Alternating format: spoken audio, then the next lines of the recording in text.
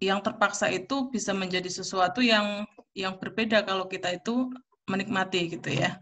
Sama seperti saya dulu. Jadi teman-teman saya masuk PTN, sementara saya masuk di perguruan tinggi swasta gitu.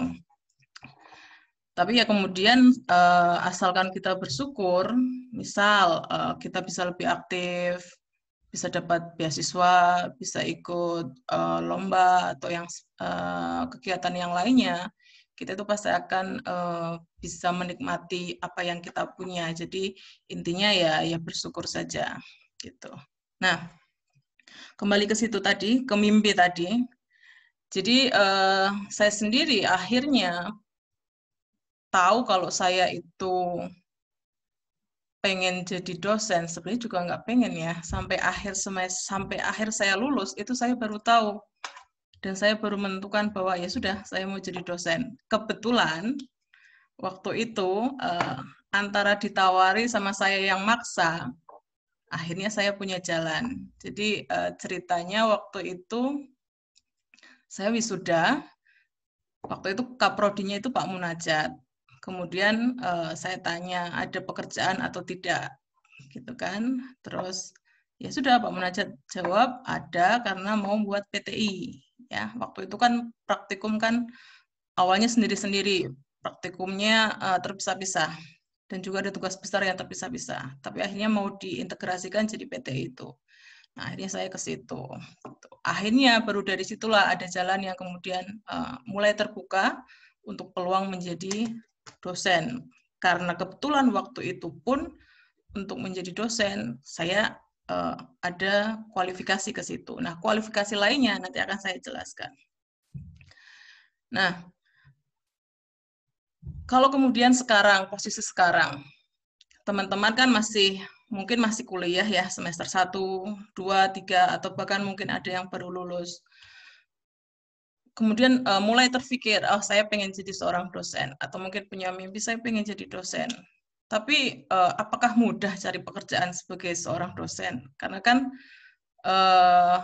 cukup berbeda dengan pekerjaan-pekerjaan yang di tempat lain, apalagi misal, wah dengan gampang iklan jadi kerja di bank dan sebagainya itu kan mudah. Tapi apakah iya di jalur sebagai dosen itu mudah untuk mencari pekerjaan itu atau tidak? Nah, sekarang kita lihat. Ini kemarin saya buka-buka, ternyata tempat kita, Teknik Industri UMS, itu ternyata ada di urutan nomor 15. Semoga ini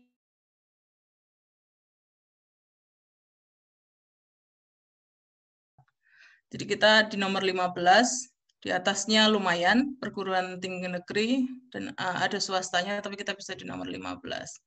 Dan ada yang lain. Nah, ini yang saya tampilkan hanya 21, tapi kalau kita buka di websitenya BKSTI, kebetulan Pak Eko juga jadi pengurus, itu jurusan atau program studi teknik industri di Indonesia itu lebih dari 150-an.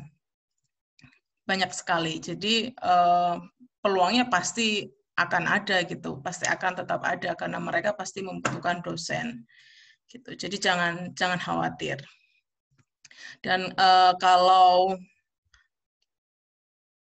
bingung cari yang jauh-jauh, sebenarnya yang dekat pun ada gitu. Nah, kalau teman-teman mau jadi rekan kerjanya Pak Eko, rekan kerjanya Pak Ranto yang lucu gitu ya. Nah, sebenarnya di tempat kita pun itu ada lowongan teknik industri. Kalau teman-teman lihat ini di websitenya rekrutmen.ums.ac.id, teknik industri itu masih ada formasi. Jadi untuk S2 2 orang formasinya. Jadi yang sudah lulus atau yang sudah semester akhir nih, yang sudah mau wisuda, mau pendadaran misal, nyari pekerjaan daripada jauh-jauh, ini tuh ada formasi di dekat kita. Jadi kenapa tidak dicoba gitu ya? Nah, tapi ya ada caranya, ada syaratnya yang pastinya nanti harus teman-teman lalui dulu sebelum bisa mendaftar ke ini gitu ya, ke tempat ini. Karena kebetulan kalau saya buka lagi, sebenarnya kan website ini dulu saya yang merintis gitu ya waktu saya di BPSDM. Jadi Kebetulan saya masih bisa mengintip isinya meskipun sudah tidak di situ. Dari sekian banyak pelamar dosen di UMS, anggap 1 tahun ini 1.000 orang. Pendaftarnya teknik industri itu hanya 15 orang sejauh ini. Dan dari 15 orang itu, saya lihat itu yang gagal ada 3 atau 4 orang. Sisanya itu kebanyakan tidak lulus pada saat seleksi. Ya, karena ada seleksinya, ada beberapa tahapan seleksinya. Jadi kalau teman-teman ada yang sudah punya mimpi nih mau jadi dosen, jadi nanti tolong diperhatikan baik-baik. Jadi pada saat daftar nanti sudah tahu celahnya itu seperti apa. Jadi di sini sudah jelas. Yang penting linear nih pertama, S1 teknik industri itu sudah cukup. Ya. Nah, selain di teknik industri UMS, nah ini tadi ya, itu juga ada banyak lowongan dosen teknik industri di perguruan tinggi yang lain. Jadi jangan khawatir. Jadi daripada apa namanya, kenapa saya tunjukkan yang UMS daripada mencari yang lain, di sini pun ada gitu ya. Itu peluang yang bagus. Siapa tahu ingin mengikuti jejak saya dan jejak pendahulu saya ada sebelumnya yaitu Bu Siti Nandiro. Beliau angkatan 1995. Saya angkatan 2003, nah teman-teman mungkin angkatan 2010-an yang bisa jadi dosen lagi di teknik industri UMS kan itu akan sangat bagus. Nah, syaratnya apa kalau teman-teman mau jadi dosen? Ya, yang pertama itu jelas IPK. Jadi ya IPK harus diperhatikan. Cuman IPK-nya apakah harus cum laude 3,5 ke atas?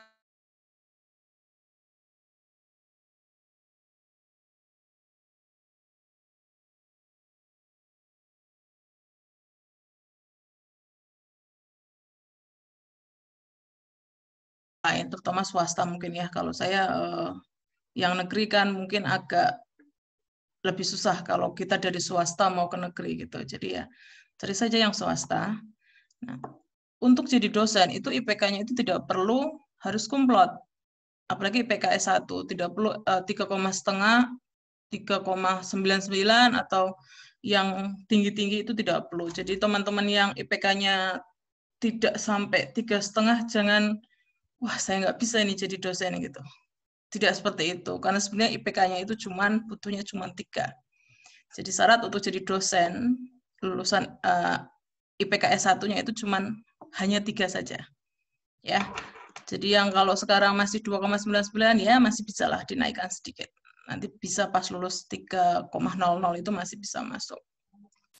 Jadi kalau saya ingat lagi teman-teman kalau ada yang bersedih nilainya dapat D, jangan khawatir, itu nggak masalah gitu ya. Banyak dosen kalian yang juga pernah dapat nilai D. Termasuk saya juga pernah dapat.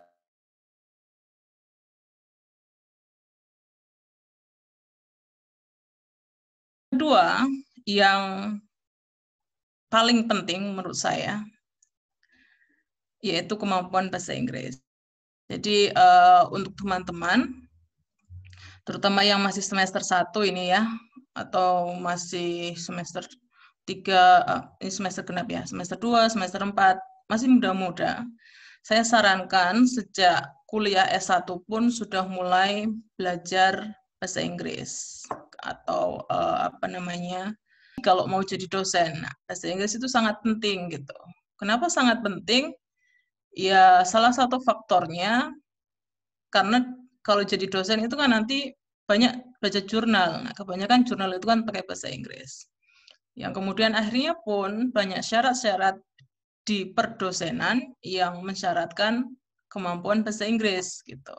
Termasuk masuk ke UMS atau ke perguruan tinggi yang lain itu juga jadi syarat bahasa Inggris. Nah, ini banyak yang juga gagal karena kemampuan bahasa Inggrisnya kurang. Nah, contohnya ya, kalau yang di UMS syaratnya itu sebenarnya tidak tinggi. Jadi kalau kemampuan bahasa Inggris itu kan ada beberapa tes yang bisa diikuti. Nah, misal kalau yang paling gampang dan paling murah itu adalah TOEFL ITP. Ini cuma 300 sekian biaya tesnya. Ya, minimal itu skornya 525 kalau S2. Kemudian skor IELTS, nanti saya kasih tahu bedanya IELTS dengan TOEFL itu seperti apa. Nah, IELTS itu skornya 5,5. Nah, bisa juga coba TOEFL yang lain. Ini yang computer base 195 minimal, sama ini yang IPT, skornya 61. Jadi sebenarnya IELTS 5,5 itu sudah cukup kalau teman-teman mau mendaftar jadi dosen UMS. Dan menurut saya teman-teman itu sangat mudah kalau mau hanya mendapatkan 5,5 gitu. Karena masih muda ya, jadi kemampuannya pasti akan berbeda. Berbeda dengan saya. Saya waktu itu pun belajar, ya pertama kali bisa kok dapat segini pastinya. Oke, ini kenapa tidak bisa balik? Oke, nah. Kemudian yang ketiga, ini yang paling penting. Jadi sejak tahun 2011 itu sudah ada peraturan pemerintah bahwa untuk menjadi dosen, itu syarat minimalnya itu harus S2. Ya, berbeda pada saat saya masuk pertama kali, waktu itu S1 itu masih bisa. Jadi makanya kemudian pada saat saya lulus, saya bisa langsung jadi dosen gitu. Meskipun kemudian ada syarat dari UMS sendiri, dari rektornya waktu itu bahwa saya akan diangkat menjadi dosen UMS asalkan saya bisa kuliah ke luar negeri. Nah, jadi kita itu menjalankan sesuatu itu butuh tantangan ya. Kalau tidak ada tantangan, kalau saya masih mau bertahan di UMS sebagai dosen, saya itu harus kuliah ke luar negeri gitu. Kuliah S2 tapi kuliah S2-nya harus di luar negeri. Kalau saya boleh cerita balik zaman dulu, jadi dulu kebetulan saya bimbingan Pak Munajat. Ada teman satu lagi yang juga sama-sama bimbingan Pak Munajat, dan kami berdua itu sama-sama kemudian diarahkan menjadi dosen UMS. Cuman teman saya yang satunya itu dia sudah give up duluan. Jadi dia sudah menyerah duluan karena syarat dari universitas tadi. Dia merasa saya tidak bisa kuliah ke luar negeri dan sebagainya, gitu ya. Dan akhirnya hanya saya yang kemudian bisa terus jalan gitu dengan berbagai upaya yang akhirnya saya bisa kuliah. Jadi ya tadi intinya itu kalau saya ingat pesannya Pak Hari Prastyo, kita itu melakukan apapun itu bonek saja ya, bondo nekat. Nggak punya apa-apa ya udah nekatin aja. Yang penting satu tadi, kita punya niat. Niat itu dari mana? Ya mimpi gitu kan. Kita punya mimpi, mimpilah terus gitu ya. Jangan pernah berhenti bermimpi gitu. Apa saja kita mimpikan lah gitu. Karena pasti itu akan terwujud suatu saat nanti dengan jalan apapun. Baik. Jadi syaratnya itu tadi. Syarat utamanya itu harus S2. Nah, gimana caranya untuk S2 kalau teman-teman masih S1? S1 saja belum lulus, Bu, gitu kan. Misalkan kalian terus berpikir, lah mau jadi dosen, orang saya S1 saja belum lulus, ngapain saya kemudian mikir S2 gitu. Tapi kalau perlu diperhatikan lagi, kalau mau S2 itu juga bisa dipersiapkan sejak kalian masih kuliah S1. Salah satunya apa yang dipersiapkan? Ya tadi, kemampuan bahasa Inggris, gitu kan. Jadi pada saat setelah kalian lulus nih, wisuda, sudah bisa langsung mendaftar ke luar negeri. Ya. Di sini, di tempat saya kuliah, itu banyak sekali saya temukan teman-teman student yang master, yang S2. Dan kebanyakan mereka itu masih muda semua, dan setahu saya itu mereka juga gitu, lulus kuliah S1, langsung kuliah S2. Pakai apa? Pakai beasiswa. Jadi kalau mau kuliah ke luar negeri, jangan pakai uang sendiri, rugi ya.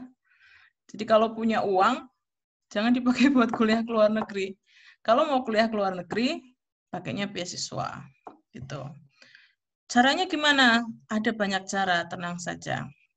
Yang penting tadi awalnya diniati dulu bahwa saya punya niat. Pasti akan ada jalan dan harus berusaha tapi. Baik. Nah, ini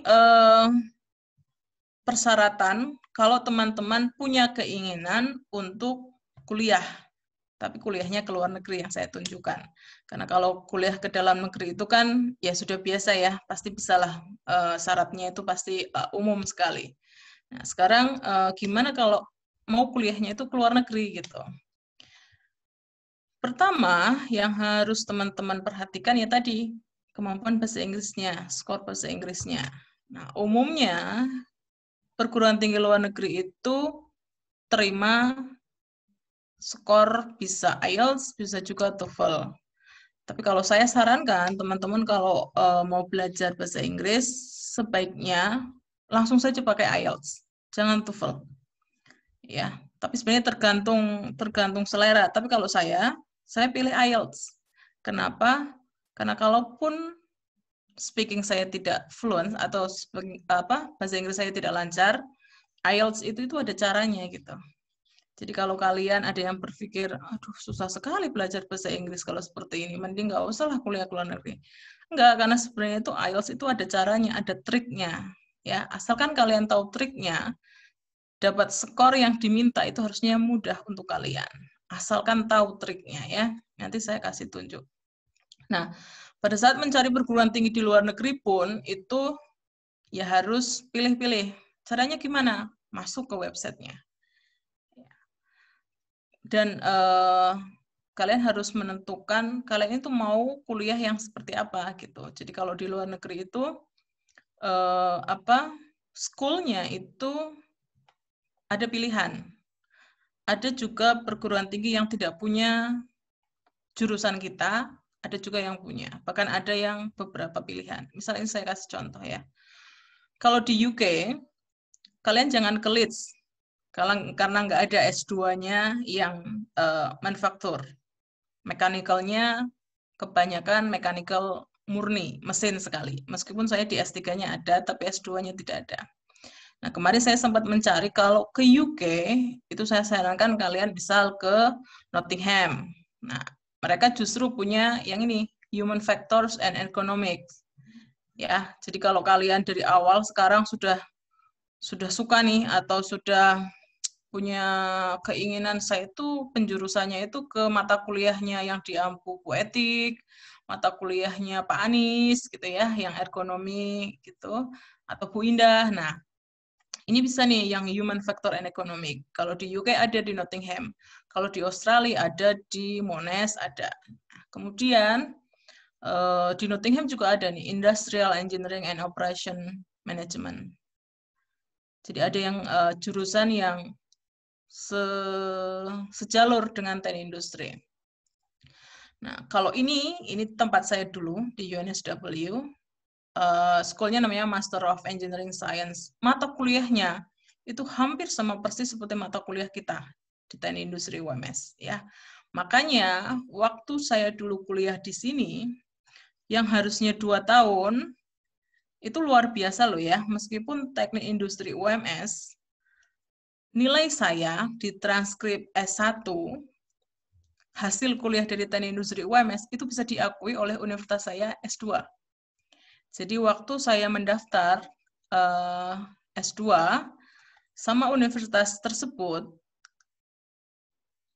mata kuliah saya S1 itu diakui oleh mereka. Jadi yang harusnya saya kuliah 2 tahun, karena ada beberapa mata kuliah yang diakui oleh mereka, akhirnya saya hanya kuliah 1,5 tahun saja. Gitu ya. Jadi jangan minder kalau jadi lulusan teknik industri UMS. Siapa bilang gitu ya, sama seperti yang lainnya, kita juga bisa sesuatu maksudnya ya. Oke, ini tadi. Dan ada banyak lagi perguruan tinggi yang lain, terutama kalau ke Taiwan. Banyak teman-teman saya yang kuliah ke Taiwan, itu banyak sekali beasiswa ke sana. Jadi banyak jalan sebenarnya. Oke, kemudian saya lanjutkan. Nah, bagaimana cara mencari beasiswanya? Seperti yang tadi saya sampaikan, kalau mau kuliah ke luar negeri, jangan pakai biaya sendiri. Sayang, ya. Kalau punya uang, mending kalian pakai buat usaha. Jadi wira swasta. Ya, hubungi Pak Suranto, nanti bisa dapat ilmu ya. Mau apa gitu. Tapi kalau kalian mau kuliah S2, cari beasiswa. Ya. Sekarang banyak sekali beasiswa untuk S2. Bahkan yang dikhususkan untuk S2 itu juga banyak sekali. Yang pertama, kalau yang dari Indonesia, jelas LPDP. Hampir berapa persen student master yang ada di Leeds pun, itu mereka kebanyakan itu beasiswanya itu LPDP. Banyak sekali yang beasiswanya itu LPDP. Meskipun syaratnya memang agak tinggi, bahasa Inggrisnya, IELTS-nya itu lumayan 7, tapi kalau kalian yang masih muda-muda, saya kok sangat positive thinking ya, maksudnya kalian itu bisa ke arah situ. Gitu. Kalau yang lain bisa, kenapa tidak? Intinya hanya itu. Kemudian beasiswa yang lain, misal yang dari negara tempat universitas. Ini juga beberapa beasiswa yang favorit. Kenapa? Karena biasanya kalau beasiswanya itu didapat dari tempat kita kuliah, dapatnya itu lebih besar daripada kalau kita dapat beasiswa dari Indonesia. Gitu. Karena kalau kita dapat beasiswanya dari Indonesia, itu biasanya kita seperti dianggap ya orang kaya karena bisa kuliah dari Indonesia gitu ya. Tapi pendapatan kita atau biaya hidup kita itu adalah biaya hidup paling rendah di negara tersebut. Akan berbeda kalau kita dapat beasiswa dari negara tempat kita kuliah. Ya, misal contohnya yang Australia Award Scholarship, ini yang dari Australia. Kalau kita mau masuk ya, sedikit saja saya tunjukkan. Nanti bisa dicoba dibuka untuk setiap beasiswa dibuka ya. Nah, ini flyernya yang AS, tapi kebetulan kalau AS itu bukanya itu biasanya Februari. Makanya ini kalau dilihat tanggal di sini nggak ada ya, ada di tempat yang lain. Mereka itu bukanya itu Februari. Nah, syaratnya apa? Sama gitu ya. IPK ya, IPK normal saja, bukan ya cuman at least 2.9. Tidak sampai 3 pun sebenarnya itu masih oke. Jadi nggak masalah gitu. Jadi saya kadang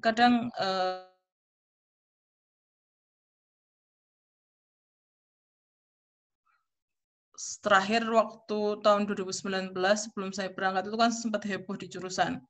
Mahasiswa itu kalau dapat nilai C, D itu pasti SMS dosennya kan ya, WA dosennya, kenapa saya dapat nilai ini, kenapa saya dapat nilai D gitu kan. Ya kenapa gitu, ya nggak masalah gitu kan. Jadi jangan pernah kalian itu merasa kaget kalau suatu saat itu nilai kalian jelek. Karena roda itu kan berputar, kalian mungkin sering dapat A, tapi suatu saat dapat D, ya nggak apa-apa gitu kan. Kalau kalian menghubungi dosen kalian, malah kalian seakan-akan tidak percaya dengan dosennya. Kecuali kalau ada kasus memang tugas tidak terhitung dan sebagainya, itu berbeda. Ya.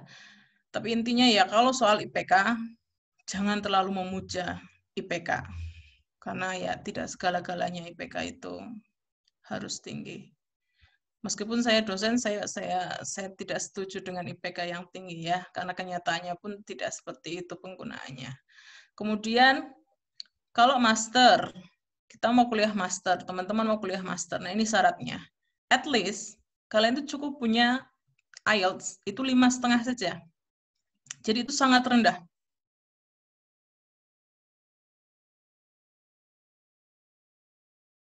Teman-teman saya yang sudah tua-tua pun, skor mereka itu pasti bisa dapat 5,5.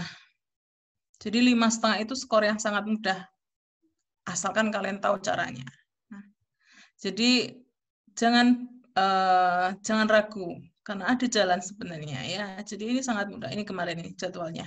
Jadi openingnya itu biasanya Februari. Jadi kalau kalian lulus bulan September, ya, September, Februari kalian mendaftar AAS itu pas sekali. Bisa langsung kuliah lagi. Oke, syaratnya hanya itu saja. Yang penting kalian punya bahasa Inggris itu sudah segala-galanya.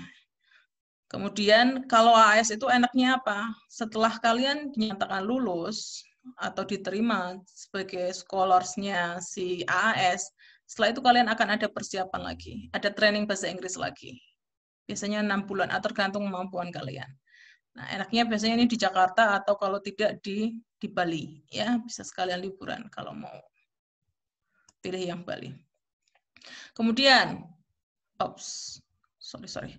Ada lagi Jepang. Nah, kalau Jepang, ini juga ada beberapa teman saya yang dapat untuk S3. Kemudian Inggris, ini Chevening. Ini juga sangat populer kalau kalian mau ke UK. Chevening ini memang khusus beasiswa dari pemerintah Inggris, khusus untuk master. Jadi tidak ada yang S3. Jadi sangat besar peluangnya kalau kalian mau kuliah ke Inggris pakai Chevening. Dan kemarin saya cerita sama teman saya yang dulu S2-nya pakai Chevening, pendaftarannya itu online semua. Ya. Setelah itu paling ada wawancara, ada interview. Tapi kalau musim seperti ini mungkin interviewnya pun harusnya diubah menjadi online gitu. Jadi sangat mudah. Dan kalau kuliah di Inggris, S2 itu hanya 1 tahun. Berbeda kalau kalian kuliah di Australia atau di Taiwan atau di Amerika. Kebanyakan mereka 2 tahun. Tapi kalau kalian kuliahnya di UK, itu cuma 1 tahun, cepat sekali. Makanya ada teman saya, umurnya 27, itu sudah mau lulus S3. Karena kan cepat. Ya, kalian lulus S1 umur berapa sih? 21, 22 kan? Kuliah nambah 1 tahun, S2. Setelah itu bisa lanjut kuliah S3. Gitu. Syaratnya pun, kalau yang di Chevening, itu juga sama. Bahasa Inggrisnya overall memang 6,5 overall. Tapi each band-nya untuk listening, speaking, writing, sama satunya reading, itu boleh 5,5. Jadi sangat ringan. Ya. Jadi kalau istilahnya anak saya itu easy peasy lemon squeezy, karena rendah termasuknya. Karena kebetulan beruntungnya kita itu anak teknik. Jadi akan berbeda kalau kita itu anak sosial. Jadi kalau sosial, itu IELTS itu minimal biasanya itu 7. Sementara kalau anak teknik, kita itu lebih rendah daripada 7. 6, 6,5. Itu sudah sangat membantu. Kemudian kalau yang dari Prancis juga ada, ini Fulbright juga ada kemarin alumni manajemen UMS, ada yang dapat Fulbright 2 tahun di Amerika. Kebetulan, jadi kalau di UMS pun itu ada istilahnya, kami punya namanya talent scouting dulu. Jadi kalau ada alumni UMS, cum laude, dan bisa dapat beasiswa ke luar negeri, itu pulangnya itu bisa diangkat jadi dosen di UMS, gitu ya, namanya talent scouting.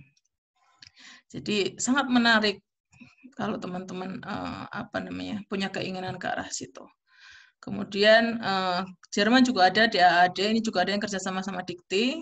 Belanda ada Stunet, ada juga teman saya yang dapat Stunet ini ke Belanda. Dan ada banyak yang lainnya. Nah, ada juga beasiswa yang dari universitas tempat kita kuliah. Gitu. Jadi kalau kalian buka ke website perguruan tingginya, itu biasanya itu ada beasiswa yang ditawarkan dari perguruan tinggi tersebut. Dan itu juga lumayan, maksudnya cukup banyak beasiswa yang mereka tawarkan gitu. Dan ada banyak juga teman saya yang dapat beasiswa dari universitas tempat kuliahnya. Jadi itu sudah luar biasa kalau menurut saya, banyak peluang. Jadi jangan khawatir. Nah, kemudian bagaimana caranya belajar IELTS? Ya. Kalau TOEFL ya sama TOEFL. Kalau kalian kan di kampus adanya TOEIC kan ya. Kalau tidak salah adanya TOEIC. Ya kan ya, yang dari LC itu kan LPIDP itu namanya TOEIC gitu. Nah, ini namanya IELTS kalau yang tadi saya sampaikan. Nah, untuk belajar IELTS itu memang kalian bisa training. Tapi biasanya bayar kalau training. Nah, ada banyak cara kalau kalian mau latihan IELTS dari sekarang secara gratis. Ini contohnya, ini ada teman saya. Dia anak master. Masih kuliah, belum lulus. Beasiswanya LPDP. Nah, dia dia buat lembaga belajar kayak gini nih. Dia anak memang rajin sekali. Dia itu buat apa namanya, membuat wadah untuk teman-teman itu untuk latihan latihan IELTS, ya. Dan mereka juga mengadakan banyak webinar-webinar, termasuk banyak kelas-kelas gratis. Ya ada yang berbayar tapi tidak terlalu mahal, masih masuk ke kantong. Karena kebetulan yang buat ini juga dia masih kuliah S2 gitu kan, dan bahkan belum lulus. Jadi sangat menarik. Ini bisa cari di Instagram. Jadi kalau kalian buka Instagram, buka saja ya. Dia punya banyak kegiatan. Dan ada banyak juga yang lainnya kalau kalian cari di Instagram yang free itu banyak. Jadi kalau kalian masih kuliah, saya sarankan sudah mulai disambi dari sekarang, ditelateni dari sekarang ya. Itu penting soalnya. Nah, bisa juga kalian ya pakai media lain ya daripada TikTokan misalnya. Ininya kan sama-sama menghabiskan pulsa ya. Jadi lebih baik misal buka IELTS, buka YouTube. Buka YouTube-nya cari yang ngasih materi-materi IELTS gratis. Contohnya ini saya suka yang ini nih misal. Punyanya si Liz. Dulu saya juga belajarnya ya kayak gini. Nah, ini punya si Liz. Ini komplit sekali. Dari writing, listening, speaking, ya, beberapa materi reading, diajarkan semua. Yang bisa kalian dapatkan gratis kan, tidak perlu bayar dan bisa dilatih. Dia punya banyak soal. Karena seperti tadi saya sampaikan, IELTS itu bukan sesuatu yang harus bisa bahasa Inggris. Menurut saya tidak, gitu kan? Karena IELTS itu asalkan kalian tahu tipsnya, maka kalian itu bisa mengerjakan. Ya, tipsnya contohnya apa? Nulis jawaban antara pakai kapital atau huruf tidak kapital, huruf kecil, itu juga jadi kunci. Jadi kalau kalian baca pelajari satu-satu, itu akan banyak sekali tips-tips yang bisa kalian lakukan pada saat kalian nanti tes IELTS ya. Jadi banyak cara lah. Ada juga YouTube yang lain, banyak sekali kalian bisa cari di YouTube, itu banyak sekali materi tentang IELTS yang bisa kalian dapatkan. Nah, ini saya juga ini Manjita Osta. Kalau Manjita ini khusus untuk speaking. Dia orang India, tapi dia ngajarin speaking bagus. Jadi misal contoh IELTS ya, speaking. Wah, saya berarti harus bisa ngomong bahasa Inggris dong kalau saya mau tes IELTS. Enggak harus. Yang penting kalian bisa ngomong lah, bisa bunyi gitu. Karena nanti di tempatnya Manjita ini dikasih tahu ada triknya. Jadi kalau awalan kan kita hanya perkenalan. Bagaimana caranya kita memperkenalkan diri pada saat wawancara, pada saat tes ya. Kemudian ada pertanyaan-pertanyaan yang itu biasanya itu sering muncul. Nah, asalkan kita itu sering berlatih, itu nanti kan kita lama-lama akan hafal. Ya, jadi pada saat tes itu kemungkinan kalian bisa dapat 6,5 speaking itu mungkin sekali. Yang penting banyak latihan. Oke. Nah, sekarang karena musim pandemi saat ini, kemarin saya cek di beberapa pendaftaran perguruan tinggi luar negeri itu mereka menerima skor kemampuan bahasa Inggris yang tidak harus pakai tes yang seperti biasanya. Ya, misalnya contoh ini salah satunya, kayak IELTS indikator. Nah, di web yang seperti ini itu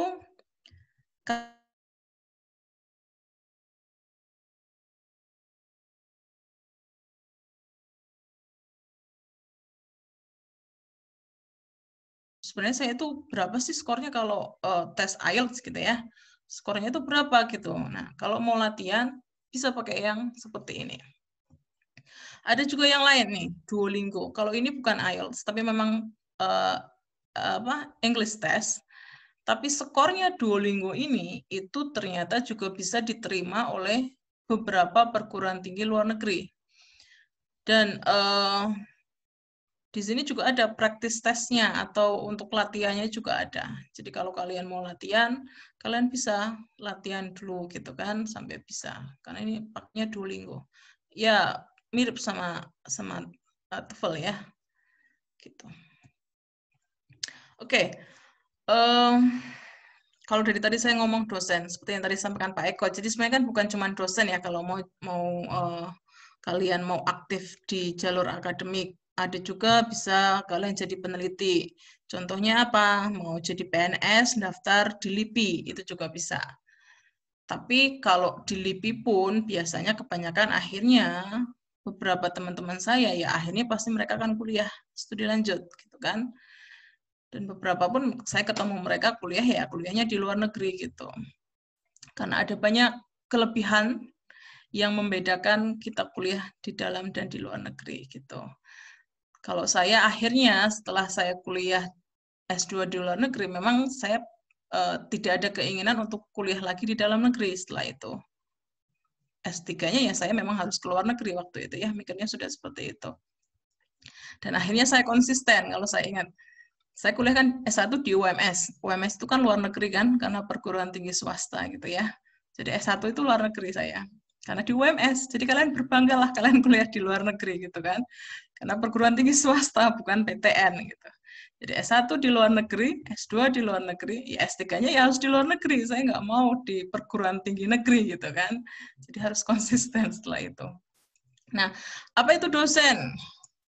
Mungkin sebenarnya teman-teman bisa lihat lah setiap hari dosen saya itu ngapain sih gitu kan. Ya paling ngajar seperti itu gitu kan. Setelah itu apa? Ngoreksi gitu. Ya seperti itu. Tapi sebenarnya dosen itu apa sih? Dosen itu adalah pendidik profesional dan ilmuwan dengan tugas utama mentransformasikan, mengembangkan, dan menyebarluaskan ilmu pengetahuan dan teknologi melalui pendidikan, penelitian, dan pengabdian kepada masyarakat. Jadi kalau tugas dosen itu namanya ada tridharma.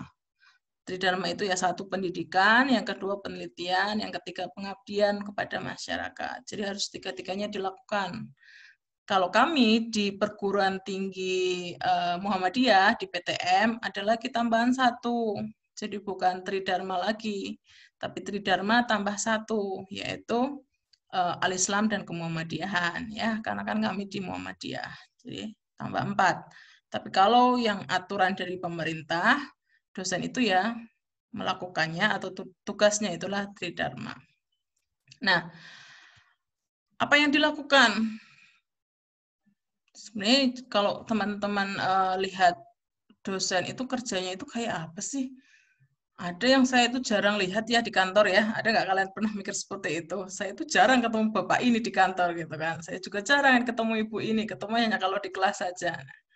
Jadi kalau sebenarnya ketentuan pemerintah itu dosen itu harus bekerja penuh waktu. Sama kalau kita kerja di perusahaan yang lain. Ya, kerjanya 40 jam.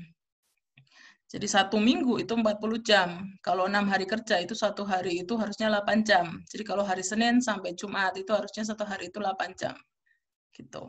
Di kampus. Tapi kalau UMS itu punya kebijakan berbeda. 40 jamnya ini tidak harus 40 jam di kampus. Tapi bisa di kampus 30 jam, sisanya itu bisa melakukan aktivitas yang lain, termasuk di rumah, menyiapkan bahan kuliah, dan lainnya itu pun dihitung sebagai jam kerja. Nah, itu salah satu nanti yang saya sampaikan, enaknya jadi dosen itu apa gitu. Kemudian yang kedua, jelas tadi melaksanakan tridharma. Jadi kalau dihitung tridharma yang harus kami lakukan atau beban kerja kami 1 minggu itu harusnya itu 12 SKS satu semesternya, dan itu dilakukan setiap minggunya ya. Kemudian melaksanakan kewajiban lain.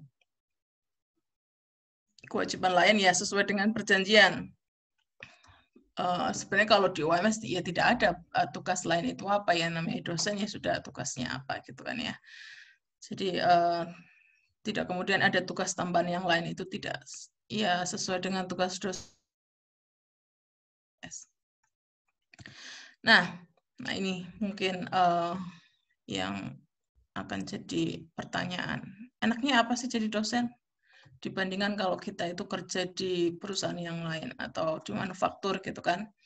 Saya memang tidak pernah bekerja di manufaktur, tapi saya sudah pernah merasakan bagaimana kerja di kantor selain menjadi dosen gitu ya. Dari pagi sampai sore yang ada pekerjaan. Kebetulan saya pernah merasakan. Jadi saya bisa membedakan mana yang lebih enak antara jadi dosen atau jadi karyawan. Gitu. Apalagi kalau dibandingkan dengan jadi karyawan bank, yang saya tahu tetangga saya misal pulangnya sampai jam 7 malam atau bahkan lebih, atau mungkin kalian bisa tanya dengan alumni lain yang kerjanya di perusahaan manufaktur, ya, bahkan mungkin mereka harus lembur sampai jam 9 malam, dan lemburannya pun ada yang tidak dapat tunjangan dan sebagainya, gitu kan. Nah, saya makanya bisa mengatakan enaknya apa jadi dosen gitu. Terutama saya sebagai perempuan gitu kan. Meskipun saya tidak pernah menganggap saya perempuan yang mungkin berbeda dengan laki-laki, tapi ya tetap kita pasti akan memikirkan itu gitu kan, karena kita kan ya hidup kan ya jalan gitu kan. Jadi perempuan pasti sama laki-laki juga, kita akan menikah, kemudian berkeluarga, punya anak dan sebagainya. Jadi pasti kemudian adalah hal-hal yang akhirnya bisa kita bandingkan. Nah, yang pertama yaitu waktu kerja fleksibel, jelas. Jadi dosen itu fleksibel sekali waktu kerjanya. Apalagi di UMS ya. Kita harus kerja 40 jam seminggu, tapi ada banyak kelonggaran sekali yang diberikan dari UMS kepada kita, kami sebagai dosen. Makanya tadi, kami bisa absen online untuk tugas yang lain. Jadi tidak harus 40 jam di kampus, harus 40 jam di ruangan di ruangan kami, itu tidak harus. Kemudian yang jelas tidak adalah kerja sampai malam gitu ya. Itu tidak ada. Kemudian tidak berhenti belajar. Ini yang saya suka. Jadi kita tuh pasti akan terus belajar gitu. Meskipun ya kalau kita kerja di tempat lain, kita pasti akan tetap belajar gitu ya. Hidup itu kan pasti akan terus belajar. Tapi saya sukanya kalau kita jadi dosen, itu kan kita pasti akan jadi dosen teknik industri gitu kan. Kita ngajar mata kuliah yang kita tahu gitu. Jadi ya suka mempelajari terus materi kita gitu. Kemudian yang ketiga, nah ini yang paling penting, niatnya ya, kembali ke niat, yaitu memberi manfaat. Bayangkan kalau kalian tahu, jadi dosen itu kan sama seperti guru kan ya, memberikan manfaat kepada muridnya. Misal kalian jadi dosen berapa lama? Kalau dosen itu pensiun umur 65, ya. Tapi kalau jadi profesor, maka pensiunnya 70 tahun, umur 70. Itu kan lama sekali, lumayan lama. Bayangkan berapa banyak mahasiswa yang kita luluskan, yang kemudian akhirnya mungkin dia ada yang jadi dosen lagi, atau mungkin dia bekerja di perusahaan, tapi dia juga kemudian ngajar, memberikan manfaat. Itu kan berarti kan pahala kita itu akan terus mengalir gitu intinya. Nah, ini yang paling saya suka dan paling saya syukuri meskipun akhirnya akhirnya saya berujung menjadi dosen. Nah, bersyukurnya itu adalah ini. Karena akhirnya itu kita itu akan memberikan manfaat kepada orang lain. Yang insya Allah pahalanya itu akan terus mengalir kalau kita itu jadi dosen. Kemudian yang keempat, nah ini yang paling penting ini, banyak peluang jalan-jalan. Ya, ini yang paling penting buat saya dan beberapa teman-teman yang lain jelas. Paling senang jalan-jalan kalau di jurusan itu Pak Jonet itu senang sekali jalan-jalan. Nah, jalan-jalannya itu karena apa? Misalnya karena konferensi, karena pelatihan, dan yang paling penting karena studi lanjut. Kalau saya tidak studi lanjut, mungkin saya tidak akan pernah ke Australia waktu saya S2. Ya. Dan kalau saya kemudian tidak kuliah lagi S3, mungkin saya tidak akan pernah menginjakan kaki saya di benua Eropa, di Inggris. Dan kemungkinan saya akan punya kesempatan untuk ke negara Eropa yang lain. Ya. Jadi itu manfaatnya atau nilai positif yang sangat saya syukuri sampai saat ini bahwa jadi dosen itu ya enaknya ya seperti itu gitu kan, bisa jalan-jalan dan itu kita tidak mengeluarkan uang, maksudnya bisa mencari dana yang bisa kita gunakan untuk jalan-jalan ini. Nah kemudian tidak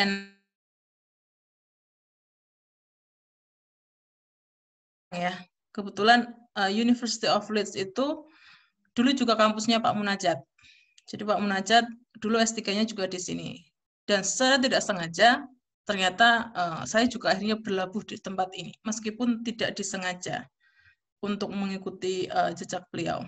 Meskipun beliau itu guru saya. Kemudian, nah kalau yang ini, itu kampus saya waktu saya S2, yang di Australia. Nah, tidak enaknya apa kalau jadi dosen? Saya bisa jawab, saya tidak ada, kalau ditanya tidak enaknya apa jadi dosen, itu sulit untuk difikirkan gitu ya. Atau sulit untuk disebutkan, diucapkan, susahnya apa jadi dosen.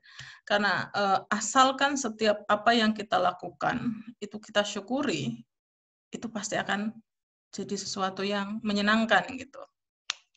Kuliah susah nggak? Ya susah. Sama seperti kalian kuliah S1 kan. Saya kuliah S1 saja susah kayak gini, masa mau kuliah S2 dan mau kuliah S3. Ya sama. Tapi asalkan kita menikmati dan mencari nilai-nilai positifnya, itu tidak akan pernah ada rasa tidak enaknya. Jadi asalkan bersyukur, itu pasti akan enak semua. Gitu ya. Apalagi tadi disyukuri bisa jalan-jalan, itu sudah luar biasa. Oke, terima kasih. Mungkin itu yang bisa saya sampaikan, teman-teman. Kalau ada pertanyaan, silakan ditanyakan. Dan mohon maaf, saya kalau dari tadi omongannya kebanyakan tentang saya sendiri, karena memang kebetulan ya itu yang bisa saya sampaikan gitu ya. Tapi nanti kalau ada pertanyaan yang lain yang di luar ini pun dan saya bisa menjawab, ya insya Allah akan saya jawab. Gitu. Terima kasih. Silakan saya kembalikan.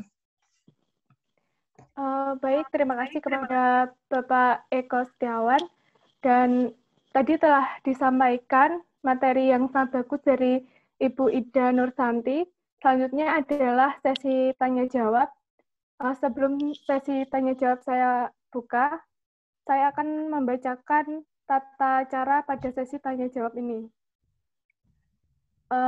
Apabila ingin bertanya, silahkan menyalakan mikrofon untuk izin bertanya dengan menyebutkan nama instansi dan pertanyaannya. Kemudian, jika tidak ingin menyalakan mikrofon, tetapi ingin bertanya, dapat menuliskan pertanyaannya di komen dengan format nama underscore instansi underscore pertanyaan. Baik, saya akan membuka sesi tanya-jawab yang pertama. Kepada teman-teman yang ingin bertanya, silahkan bisa menghidupkan mikrofonnya atau bisa menulis di komen. Ayo teman-teman, silahkan.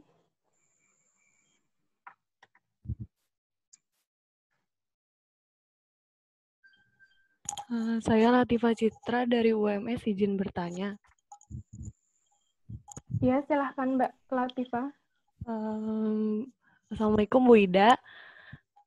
Saya ingin bertanya, bagaimana cara, kita kan sebagai perempuan ya, orang tua saya itu lebih mengutamakan apabila saya lulus itu langsung bekerja dan berkeluarga seperti itu. Nah, bagaimana cara meyakinkan orang tua bahwasannya wanita itu bisa loh untuk S2 dulu, terutama di luar negeri seperti itu, dan bisa lagi lanjut ke S3, dan ya seterusnya seperti itu, Bu. Bagaimana itu? Karena kan ya seperti itu gitu. Terima kasih. Baik, Mbak Latifah, kita tampung dulu pertanyaannya. Selanjutnya, silahkan teman-teman yang ingin bertanya.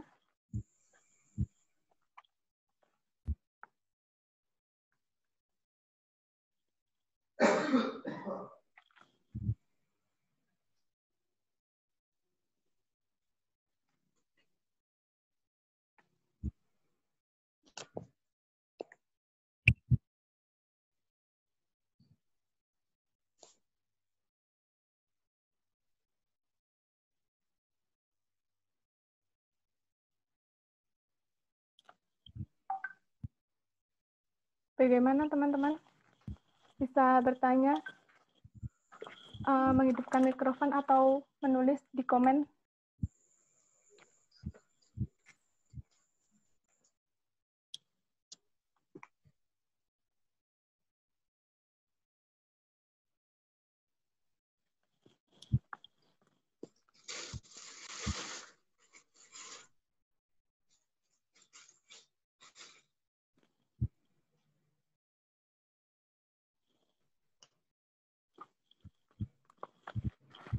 Baik, jika tidak ada, bisa langsung dijawab oleh Ibu Ida Nursanti. Silahkan, Ibu. Ya, terima kasih Mbak. Kuntoro nih, saya lihat wajahnya Kuntoro bangun tidur kayaknya nih. Rekun, kabar Rekun. Ya, terima kasih Mbak Erika. Gimana caranya meyakinkan orang tua? Jujur kalau saya itu tipe orang yang, karena kebetulan saya anak nomor 2 ya, dan saya sudah terbiasa tidak di rumah sejak SMA. Jadi mudah sekali saya itu menentukan saya itu mau ngapain gitu. Jadi bahkan untuk saya pribadi itu saya sangat jarang kemudian saya harus minta izin dulu ke orang tua melakukan sesuatu. Apalagi setelah saya lulus mau apa itu, kebetulan kalau di jalan hidup saya itu tidak seperti itu. Kebetulan sekali seperti itu. Karena kebetulan ya saya sudah terbiasa di luar rumah gitu intinya. Maksudnya bukannya kemudian bebas gitu ya, enggak, cuman karena memang orang tua saya tidak pernah mengatur saya harus seperti apa. Karena mungkin kebetulan saya bukan anak paling kecil gitu, akan berbeda dengan adik saya.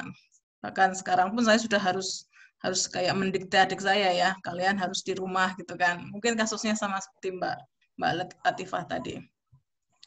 Nah, kemarin juga saya sempat ada alumni TI yang bilang ke saya, wah enak ya Bu ya, bisa pergi keluar kayak gitu.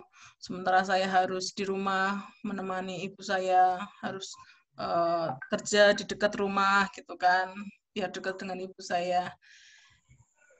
Ya memang harus jalannya seperti itu gitu ya. Ya gimana lagi gitu. Kalau saya akhirnya akan menjawab seperti itu. Cuman akan berbeda pada saat teman-teman kalau memang punya keinginan dan itu sudah mulai dibentuk dari sekarang, ya, yang bisa menghasilkan. Jadi maksudnya kalian itu seperti bisa menunjukkan, ini loh saya itu bisa seperti ini gitu ke orang tua, kan otomatis mereka mungkin tidak akan menghalangi gitu kan pada saat kalian misal lulus, tapi pada saat lulus kalian itu sudah dapat skor bahasa Inggrisnya sudah bagus, tiba-tiba kalian bisa langsung daftar perguruan tinggi luar negeri, kalian daftar beasiswa dan bisa dapat, mungkin itu kan bisa merubah pikiran gitu kan, merubah pikiran orang tua, teman-teman bahwa oh ternyata dia itu punya jalan, kenapa harus dihalangi gitu kan. Akan berbeda kalau kalian hanya menyampaikan keinginan tapi belum berusaha. Nah, itu mungkin akan berbeda. Jadi usaha dulu. Karena kan untuk misal kalian belajar bahasa Inggris, kalian nanti akhirnya akan kuliah atau tidak, itu kan tidak masalah gitu kan. Toh itu pasti akan digunakan. Jadi tidak perlu khawatir gitu kan. Ya dimulai saja dari sekarang.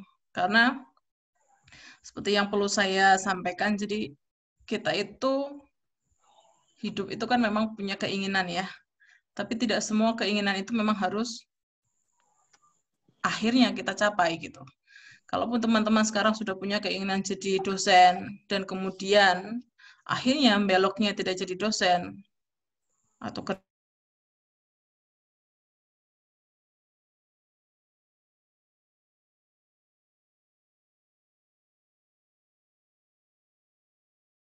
dan pasti akan ada jalan yang lain.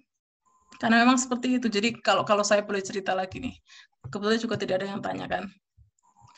Jadi seperti yang saya sampaikan, saya tuh awal memang pengen jadi manajer gitu kan.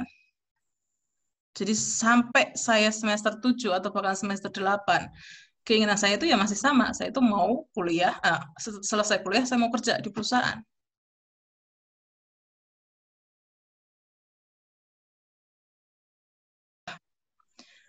kenapa tiba-tiba kemudian akhirnya berubah ke dosen? Itu saya putuskan setelah saya lulus.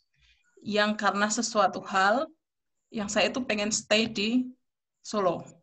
Jadi saya tidak mau pindah ke tempat lain karena saya pengen tetap tinggal di Solo gitu kan. Nah, waktu itu saya kemudian mikir, apa yang bisa saya lakukan di Solo? Perusahaan manufaktur di Solo itu waktu itu seperti apalah kalian tahu sendiri ya. Paling banter dulu saya sempat daftar itu di 3 Pilar. Kalian mungkin tahu, di 3 Pilar yang ada di Karanganyar gitu. Perusahaan yang lain swasta itu belum ada yang kayak Pan Brother dan sebagainya, itu belum sampai ada yang keren-keren seperti itu ya, kecuali yang sudah lama misal Konimek dan sebagainya, itu kan karena ada beberapa hal memang saya tidak tertarik ke situ gitu.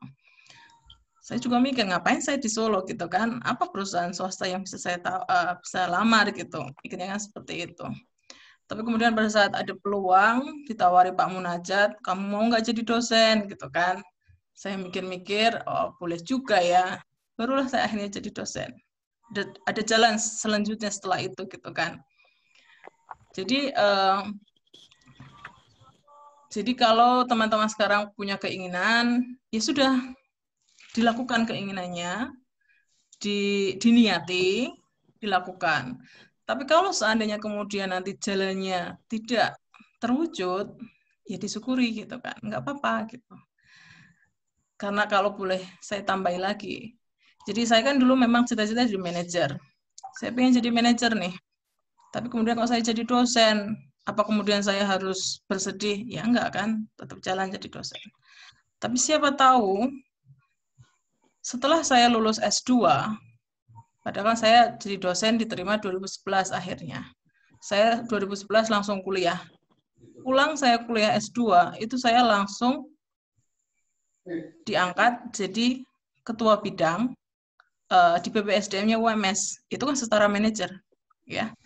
Jadi siapa tahu ternyata meskipun saya jadi dosen, itu pun akhirnya cita-cita saya untuk menjadi seorang manajer itu bisa terwujud, kan? Bahkan sampai 6 tahun lamanya itu saya jadi manajer di UMS.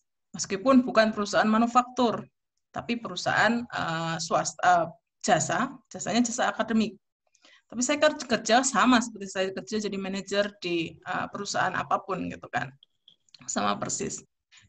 Jadi akhirnya pun cita-cita saya itu bisa tercapai nih, meskipun ya sempat berubah arah gitu kan.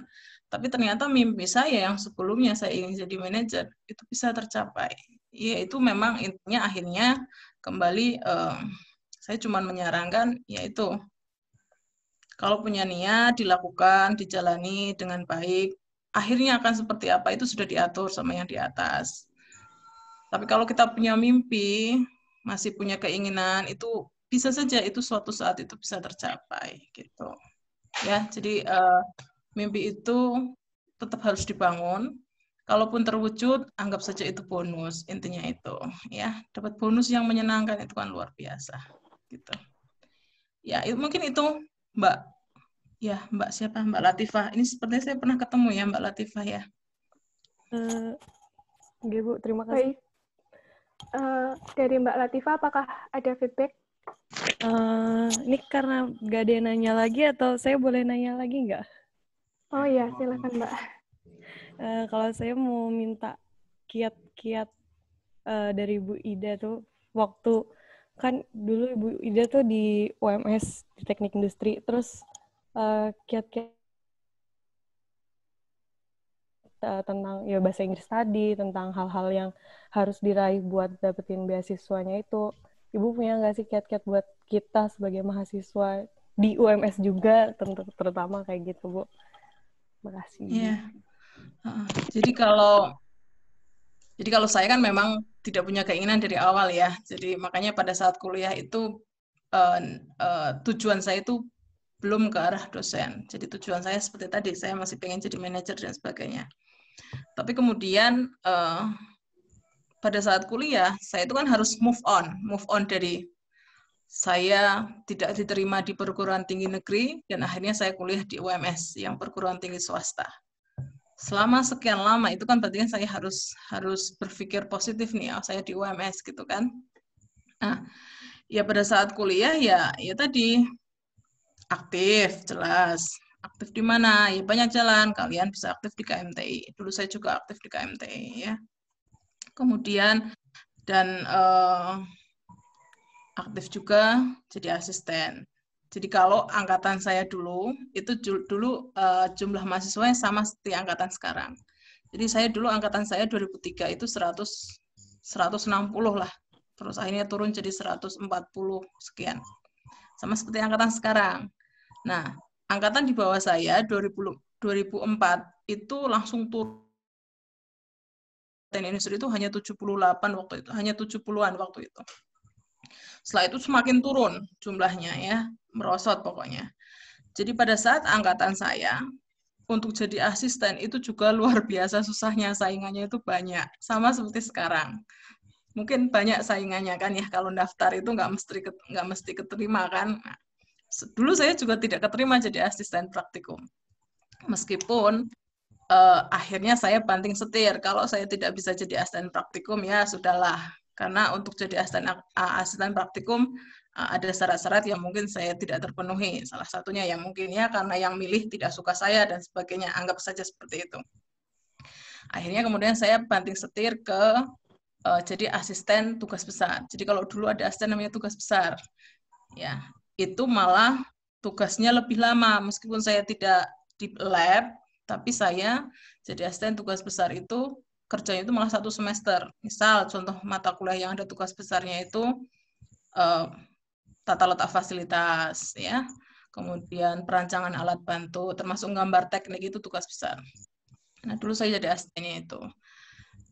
Jadi harus tetap aktif gitu kan di jurusan atau pada saat kuliah itu ya harus tetap aktif gitu. Termasuk di KMTI juga demikian gitu kan. Karena itu cara kita untuk mensyukuri apa yang kita punya gitu. Meskipun saya akhirnya kuliah di UMS, di perguruan tinggi swasta, ya tetap mensyukuri karena tidak mesti teman-teman saya pun bisa seperti itu meskipun dia di perguruan tinggi negeri gitu kan. Termasuk kalau ada beasiswa, ada peluang, ya udah didaftar. Dulu zaman saya juga ada beasiswa. Saya lupa namanya, tapi yang jelas saya dapat cukup lama.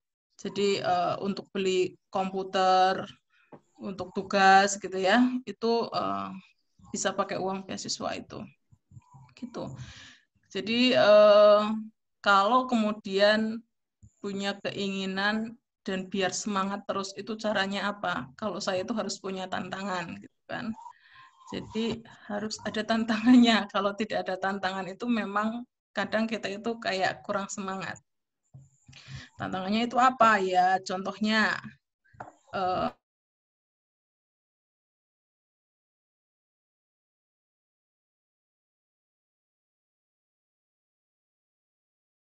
itu kan tantangan sekali. Dari 70 orang angkatan saya yang jadi dosen bareng-bareng itu, dari 70 orang itu hanya 9 orang yang bisa melanjutkan jadi dosen waktu itu. Karena hanya 9 orang yang bisa kuliah ke luar negeri. Sisanya itu di PHK. Termasuk teman saya yang dulu sama-sama di teknik industri itu. Jadi di PHK. Jadi kalau saya itu kadang harus ada motivasinya ini. Saya mau apa itu harus ada motivasinya gitu. Kalau saya seperti itu. Termasuk kemarin kuliah S3 ini ya. Kenapa motivasi saya? Kemudian saya harus segera kuliah S3. Jujur, kita memang manusia itu kadang tidak puas ya. Jadi saya kerja tadi di BPSDM itu lumayan lama, 6 tahun. Ternyata jadi kerja seperti itu saya itu tidak terlalu suka ternyata. Jadi terlalu membosankan kerja dari pagi sampai sore seperti itu terus, itu terlalu tidak menyenangkan untuk saya ternyata lama-lama. Jadi karena saya bosan, saya tuh pengen kuliah lagi akhirnya seperti itu. Itu harus ada sesuatu nih yang jadi motivasi agar kita itu niatnya itu beneran gitu. Kurang lebih ya seperti itu Mbak, tapi asalkan pada saat kita kuliah itu ya intinya dimanfaatkan semaksimal mungkin yang kita punya gitu kan.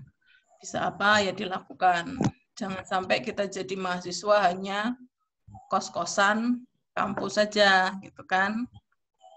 Sering-seringlah tidur di KMTI, misal. Masih boleh nggak tidur di KMTI? Zaman saya dulu sering sekali saya tidur di KMTI loh ya. Tapi waktu itu, waktu saya di KMTI, saya itu belum ada apa-apa sama suami saya. Jadi ya jangan dianggap apa-apa ya. Jadi saya menikah dengan suami saya itu, saya akhirnya dengan suami saya, itu setelah saya lulus gitu. Jadi meskipun di KMTI bareng waktu itu tuh belum ada apa-apa.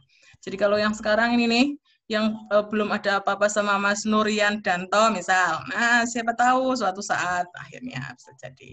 Sama Kuntoro ya, siapa tahu suatu saat bisa jadi ya. Tenang saja, ada waktunya. Itu Mbak. Bagaimana Mbak Latifah, apakah ada feedback? Oke, Bu, siap. Terima kasih atas infonya yang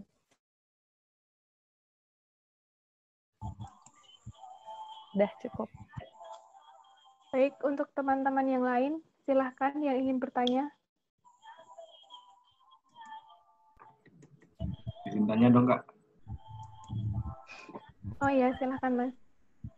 Ya, Assalamualaikum warahmatullahi wabarakatuh. Nama saya Muhammad Kuntoro. Bu Ida, saya itu masih penasaran sama perusahaan A, karena saya dulu tuh kuliah itu kepinginnya kan kuliah dengan ikatan dinas perusahaan itu. Tapi kan selama itu saya tidak intinya ditolak, terus akhirnya kan di UMS, dan sampai sekarang tuh masih penasaran di perusahaan tersebut. Tetapi orang tua saya itu juga menghimbau agar lebih baik jadi dosen aja. Jadi di situ ada sebuah kebimbangan. Saya masih penasaran dengan perusahaan tersebut, dan orang tua saya juga menghimbau untuk jadi dosen. Tapi saya tidak menolak keduanya gitu. Nah di situ saya bimbangnya gitu.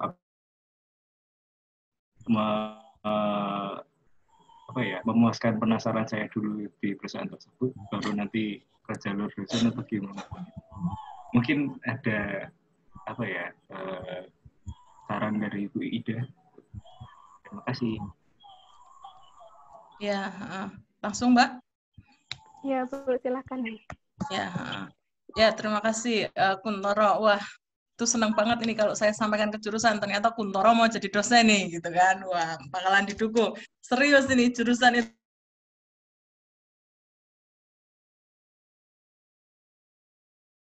Kan itu wah senang sekali jurusan kalau ada yang mau beneran gitu kan, karena memang masih mencari gitu, karena kan kita memang masih kurang banyak dosen kan. Nah kalau saya mau cerita soal ini, misal kalian itu pengen kerja dulu di perusahaan, kemudian tapi pengen juga jadi dosen, gimana caranya gitu. Kalau saran saya, kalian kerja dulu itu nggak masalah. Jadi kalian lulus kuliah, kalian puaskan dulu di penasaran kalian. Kalau memang ada jalan ke situ, kenapa tidak gitu kan? Ya sudah, coba kalian kerja dulu di perusahaan, dirasakan dulu kerja di perusahaan itu seperti apa, ya. Sama kan seperti kasusnya seperti Pak Holid, Pak Hafid, nah Pak Anto, nah mereka itu kerja dulu sebelum akhirnya memutuskan, sepertinya saya tidak suka ini dengan jalur pekerjaan yang seperti ini, dan akhirnya daftarlah jadi dosen dan akhirnya di UMS. Jadi kalau kalian punya keinginan pengen dulu merasakan kerja di tempat yang kalian suka, ya puaskan dulu kalau itu memang ada jalan gitu kan, dilakukan dulu. Ada kemarin teman saya juga gitu, jadi dia kerja di perusahaan, bahkan dari perusahaan tersebut akhirnya dia dapat beasiswa kuliah ke luar negeri, satu kampus sama saya. Jadi yang membiayai kuliahnya S2 itu adalah perusahaannya. Tuh. Kalau ada biaya kuliah, itu kan biasanya pulangnya pasti ikatan kerja kan ya. Ikatan kerja itu biasanya cuma 2 tahun memang. Kalau hanya S2 itu paling 2 tahun, karena biasanya 2N. Kalau kuliahnya hanya 1 tahun kan berarti ikatan kerjanya itu 2 tahun. Nah, dia akhirnya pun tetap kerja di perusahaan itu setelah lulus S2 gitu. Tapi kemudian setelah 2 tahun dia selesai ikatan kerja dengan perusahaan tersebut, akhirnya jadi ya, karena memang dia pun ada passion ke dosen. Bahkan akhirnya dia kuliah lagi dan bahkan sekarang kuliah S3. Jadi kalau kalian punya keinginan kuliah, keinginan kerja dan pengen jadi dosen, ya kerja dulu, ada jalan kerja ya kerja dulu gitu kan. Sambil kerja ternyata ada peluang jadi dosen, ya kerja, ya dilakoni wae nek gitu kon ya. Makanya kemarin ada juga mungkin karena tidak jalannya dia tidak lulus gitu, pada saat seleksi.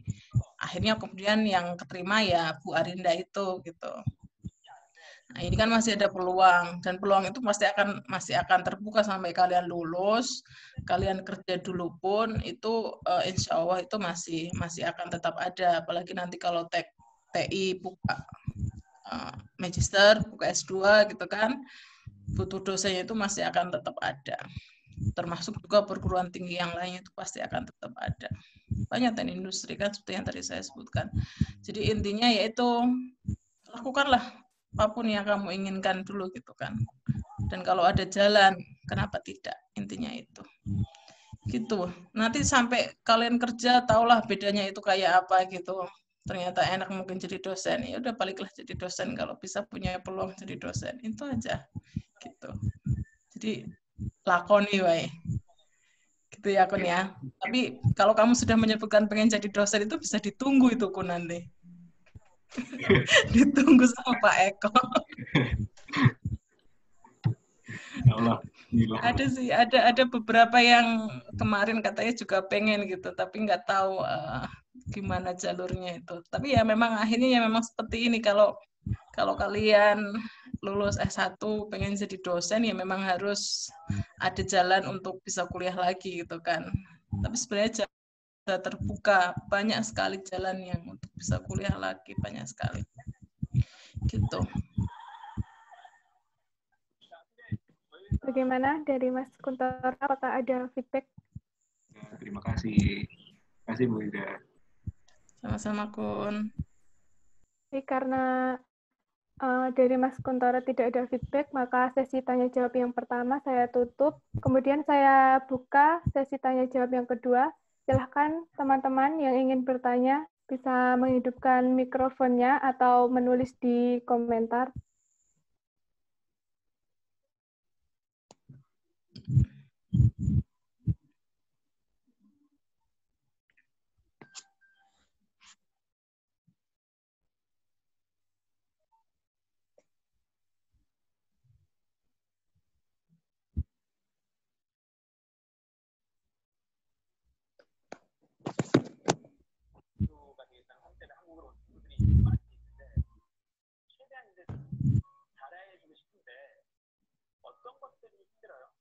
Ada yang nonton Korea itu.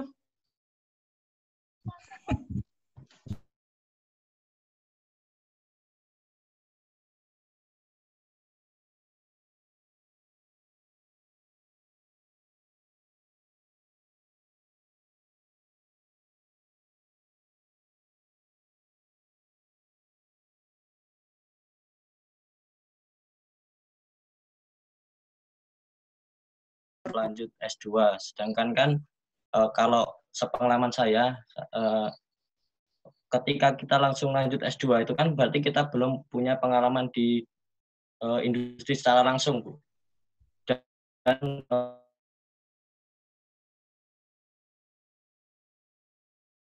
berbeda ketika kita punya pengalaman langsung itu ketika menjelaskan terasa lebih realistis gitu Bu. Berbeda ketika kita belum punya pengalaman pasti kan ya mungkin kita bisa menguasai materinya, tapi kita kan hanya bertumpu kepada penelitian dan buku.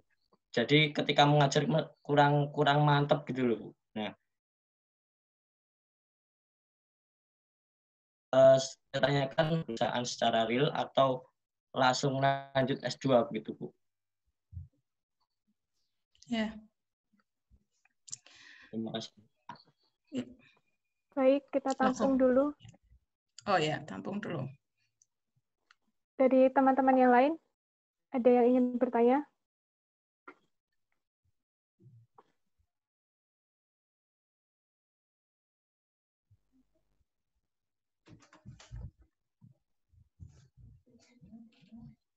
Pakai dulu sepatunya.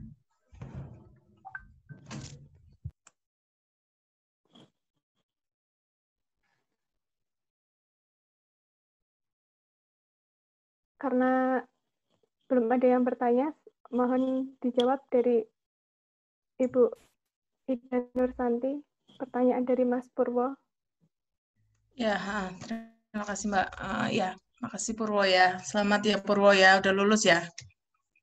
Nah, jadi kalau mungkin perlu saya ingatkan ke teman-teman ya, jadi materi kuliah dengan apa yang nanti kalian akan rasakan pada saat kalian kerja, itu bisa jadi itu ada penambahan, atau mungkin bahkan kadang ada yang berbeda gitu kan. Jadi kalau pertanyaannya mau harus kerja dulu biar bisa menjelaskan atau tidak, menurut saya tidak perlu harus kerja dulu. Ya, karena contohnya saya tidak kerja dulu gitu kan. Jadi saya lulus waktu itu ya sudah langsung ke jalur akhirnya bisa jadi dosen gitu. Sama seperti yang lainnya, misal contohnya saya nggak yakin kalau Pak Hari, Pak Munajat itu pernah kerja atau tidak ya. Saya tidak pernah mendengar cerita, atau mungkin saya salah, termasuk yang lain, Pak Eko dan yang lainnya. Cuman tidak mesti kita itu bisa menjelaskan kalau kita pernah ngalami, tidak harus seperti itu gitu kan. Karena kalau misal materi kuliah tentang apa, misal contohnya kalian ngajar tentang simulasi sistem misal. Apakah kemudian kalian harus pernah berada dalam suatu tim yang mendevelop suatu sistem informasi? Kan tidak, gitu kan? Tidak harus seperti itu. Apalagi kita sebagai orang teknik industri, kita itu tugasnya itu kan mempelajari sistem. Kalau pada saat kita misal membuat simulasi, kita itu hanya membuat sistemnya. Tapi yang membuat itu adalah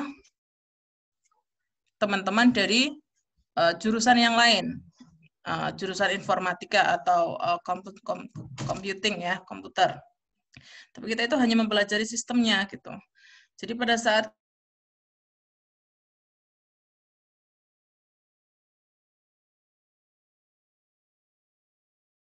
kita melihat kan dari kita belajar atau kita memiliki ilmu tentang itu, kita itu bisa menjelaskan ke mahasiswa.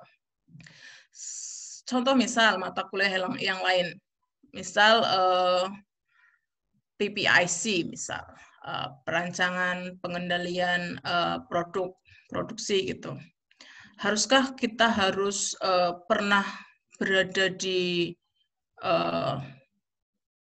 harus menjadi supervisor di suatu sistem manufaktur, perusahaan manufaktur, sehingga kita bisa menjelaskan itu? Ya, tidak harus gitu kan. Karena kita itu kan mempelajari sistem, apalagi orang teknik industri. Asalkan kita tahu sistemnya, kita itu bisa mengajarkan kepada mahasiswa. Dan apa yang kita ajarkan ke mahasiswa itu pun bukan teknis, gitu kan. Bukan sesuatu yang teknis.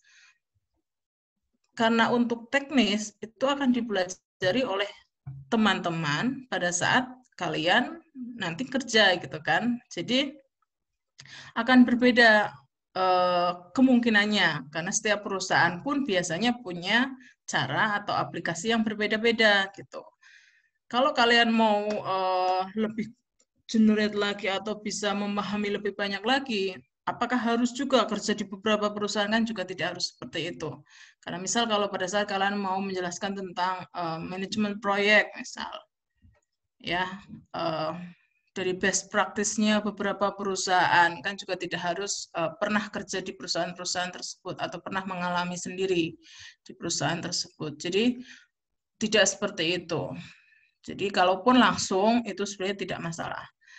Tapi kalaupun kemudian kalian ada kesempatan untuk bisa kerja dulu, kemudian setelah itu jadi dosen, dan kalian punya pengalaman yang bisa kalian bagikan, itu pun lebih baik, maksudnya itu pun bagus. Artinya kalian pada saat menceritakan memang real atau pernah kalian rasakan. Tapi biasanya pun ya tidak pasti seperti itu gitu. Seperti mungkin saya tidak mengikuti materinya Mas Fian kemarin ya, atau alumni yang lain yang kerja di perusahaan.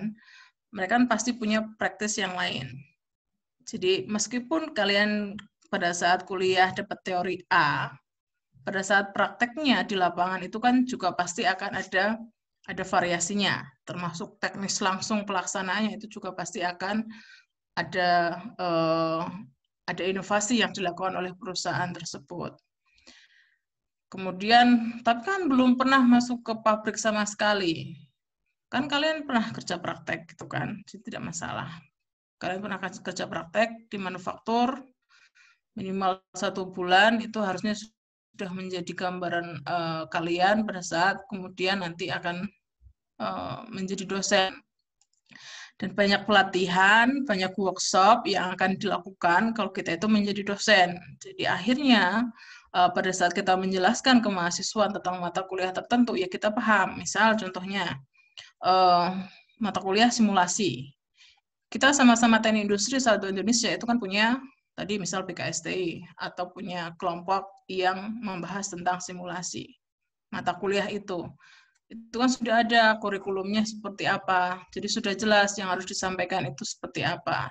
Tidak mesti yang kemudian harus kita ceritakan itu sesuatu yang harusnya kita tuh pernah ngalami sendiri itu. Jadi tidak harus seperti itu. Jadi kalau untuk Purwo, kalau saran saya, kalau kamu memang sudah ada keinginan jadi dosen, ya dilakukan gitu prosesnya gitu kan, mulai kuliah cari jalan untuk bisa kuliah lagi. Tapi kalau kemudian pada saat jalan itu pun pada saat kamu mengusahakan untuk kuliah S2 tapi ternyata ada peluang untuk kerja, ya kerja nggak apa-apa gitu kan. Jadi menurut saya itu tuh bisa dilakukan bebarengan pada saat kamu lulus, kemudian antara cari kerja atau cari kuliah, mau kuliah lagi, mana yang bisa peluang yang bisa kamu dapat, ya itu dilakukan saja gitu ya.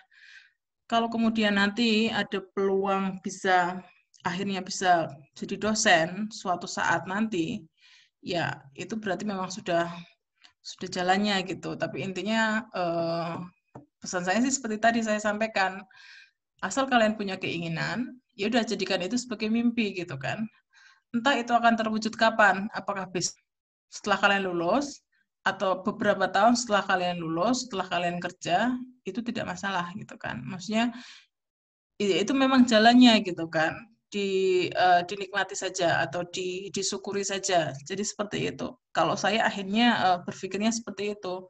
Jadi tidak perlu terlalu galau, tidak perlu terlalu bingung gitu ya. Gimana ini saya pengen jadi dosen tapi saya harus kuliah lagi, tapi saya juga pengen kerja gitu.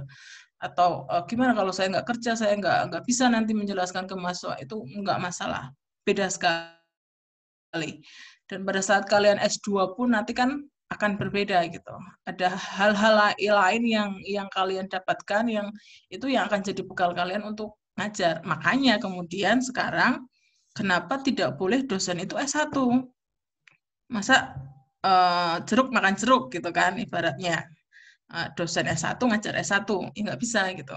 Kalau mau ngajar S1 ya harus pendidikannya lebih tinggi dari S1. Karena artinya dia punya kemampuan yang lebih tinggi daripada jurusan program studi yang diajarkan gitu. Makanya kalau S2 nggak boleh S2 itu ngajar S2, lulusan S2 itu nggak boleh ngajar master gitu kan. Yang boleh ngajar master minimal itu harus S3 gitu. Karena nggak boleh kita satu level itu ngajar level yang sama. Jadi seperti itu. Jadi kerja kalian akan dapat pengalaman, dan saya pastikan kalau kalian kuliah lagi pun, kalian akan punya pengalaman yang akan kalian gunakan untuk bekal ngajar, jadi dosen pendidikan S1. Intinya seperti itu ya, Purwo ya. Jadi diniatkan saja, kamu punya niat, saya pengen jadi dosen. Dilakukan, tapi kalau kemudian ada peluang kamu kerja, ya diambil, gitu kan. Suatu saat ada peluang balik lagi jadi dosen, ya dilakukan. Intinya itu saja. Ya. Gitu ya. Terima kasih, Bu. Bagaimana Mas Purwo? Apakah Ya, sama-sama. ada feedback? Cukup. Iya, terima kasih Mas Purwo. Untuk teman-teman yang lain, apakah ada yang ingin bertanya lagi?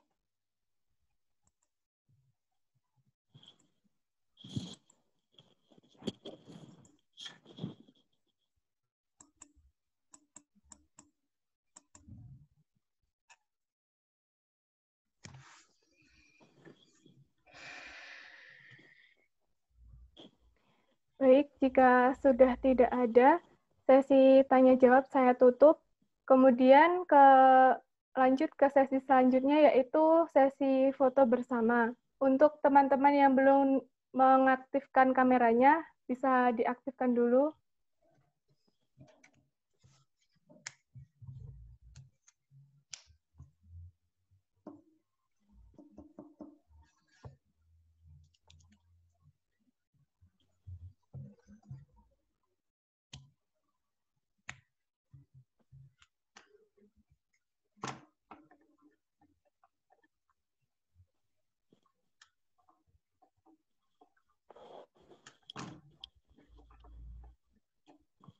Untuk seksi Dekdok bisa bersiap-siap.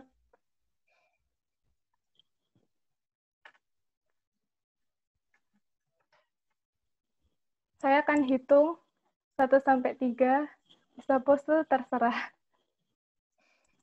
Oke, 1, 2, 3. Sekali lagi, 1, 2, 3.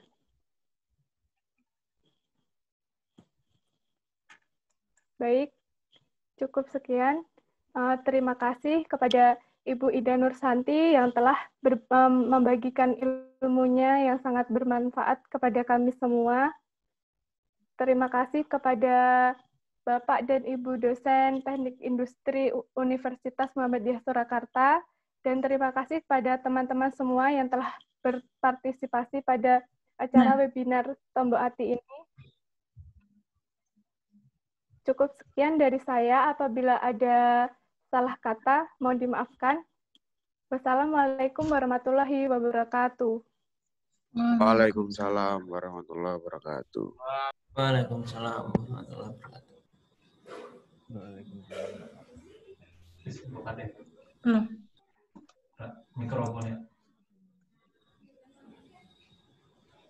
Terima kasih Bu Indah untuk waktunya dan untuk materi di kesempatan kali ini, Bu. Ya, makasih ya Mas ya. Sama-sama. Mohon maaf juga ini tadi belum sempat untuk. Terima kasih. Wassalamualaikum warahmatullahi wabarakatuh. Waalaikumsalam warahmatullahi wabarakatuh. Matur suwun Vida.